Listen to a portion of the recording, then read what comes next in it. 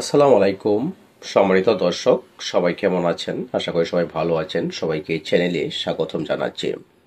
সম্মানিত দর্শক, আপনারা অনেকেই অনেক সময় প্রশ্ন করে থাকেন যৌতুক মামলা সম্পর্কে। যৌতুক মামলা সর্বোচ্চ কতদিনের শাস্তি হতে পারে এবং সর্বনিম্ন কতদিনের শাস্তি হতে পারে, বা এই আইনে আরো কি বলা হয়েছে সে সম্পর্কে জানার জন্য।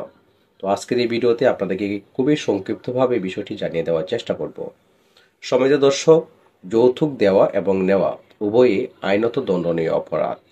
তবে 2018 সনের যৌতুক নিরোধ আইনের 3 ধারাতে বলা হয়েছে, একজন স্বামী যদি তার স্ত্রীর নিকট যৌতুক দাবি করে তাহলে তার সর্বোচ্চ শাস্তি হবে 5 বছর এবং সর্বনিম্ন শাস্তি হবে 1 বছর, এবং তাকে 50,000 টাকা পর্যন্ত অর্থদণ্ড সহিত উভয় দণ্ডে দণ্ডিত করা যাবে।